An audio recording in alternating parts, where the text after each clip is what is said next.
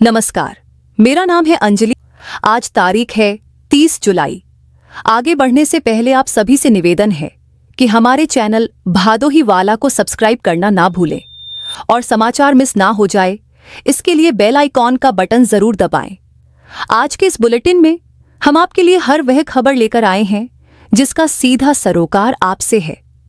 तो चलिए शुरू करते हैं। खबर की शुरुआत करते हैं एक बेहद दुखद खबर से। सुरियावां दुर्गागंज से हृदय विदारक घटना सामने आई है। पट्टी बेजाम गांव में मंगलवार को उस वक्त मातम पसर गया जब दो मासूम दोस्तों की तालाब में डूबकर मौत हो गई। नितेश गौतम 13 वर्ष और राम गौतम 14 वर्ष रोज की तरह अपने दोस्तों के साथ खेलते हुए नहाने तालाब पहुंचे थे। तभी अचानक नितेश का पैर फिसल गया और वह गहरे पानी में चला गया।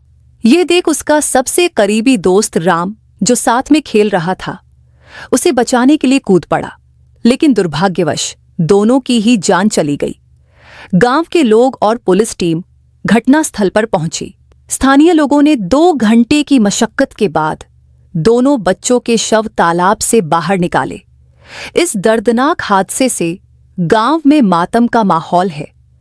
दोनों बच्चे एक ही बस्ती में रहते थे और राम कक्षा 7 और नितेश कक्षा 6 में पढ़ता था।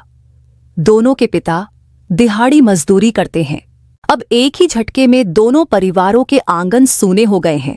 गांव में इस घटना को लेकर गहरा दुख और आक्रोश है कि बच्चों के खेलने के लिए सुरक्षित स्थान नहीं है और सुरक्षा के कोई इंतजाम नहीं। अगली खबर खराब व्यवस्था से जुड़ी हुई है।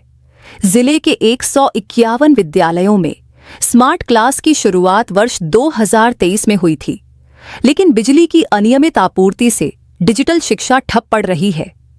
खासकर 5 कन्या पाठशालाओं में स्थिति ज्यादा खराब है, जहां 6 महीने से पठन पाठन बाधित है।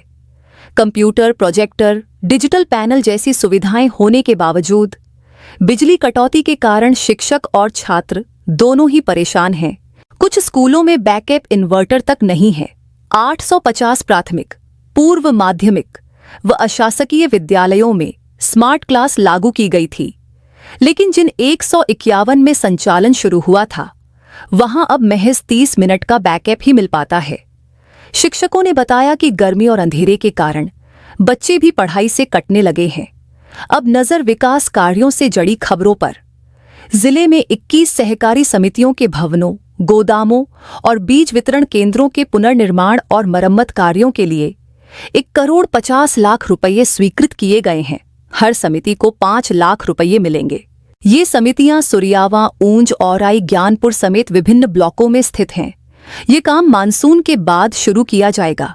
विभागीय अधिकारियों को निर्देश दिए गए हैं कि हर समिति में गोदाम, बीज भंडारण केंद्र और बैठने की सुविधाएं विकसित की जाएं।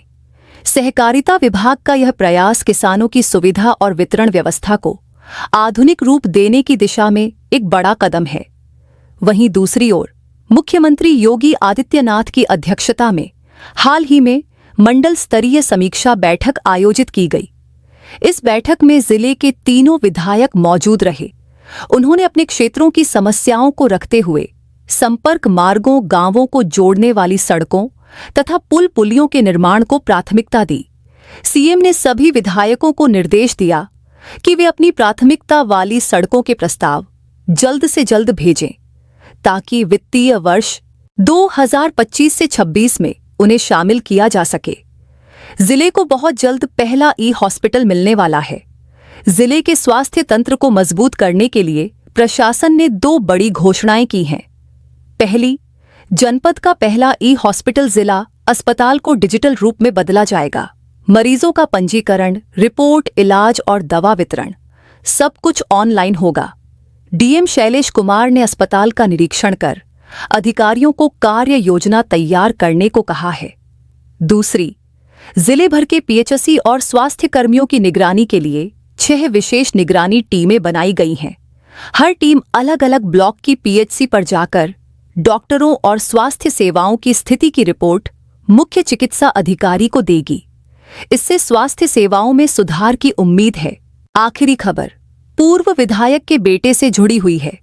पूर्व विधायक घनश्याम दुबे के बेटे योगेश दुबे पर उनके ही भतीजे प्रतीक ने गंभीर आरोप लगाए हैं। प्रतीक का कहना है कि दादा की मृत्यु के बाद योगेश ने परिवार के करोड़ों रुपए मूल्य के गहनों और अन्य संपत्ति को गुपचुप तरीके से बेच दिया। यह आरोप तब लगाया गया जब 2024 दिसंबर 20 को योगेश सुरियावां स्थित पुश्तैनी घर में चाबी बनवाने के बहाने आए थे और परिवार की अनुपस्थिति में सारे कीमती सामान लेकर मुंबई लौट गए। आरोप है कि योगेश ने इस दौरान ज्वेलरी, अमूल्य रत्न, दस्तावेज और परिवार की धरोहरें भी गायब कर दी। प्रतीक ने इस घटना को लेकर मुंबई और सुरियावां दोनों जगह शिकायत दर्ज कराई है। अब यह मामला पारिवारिक विवाद से निकलकर कानूनी पेच में उलझ गया है। तो ये थे आज के भदोही जिले के सभी बड़े समाचार। जमीनी मुद्दों से लेकर शिक्षा और स्वास्थ्य सुधार तक हर खबर पर नजर रखने के लिए जुड़े रहिए भदोही वाला के साथ।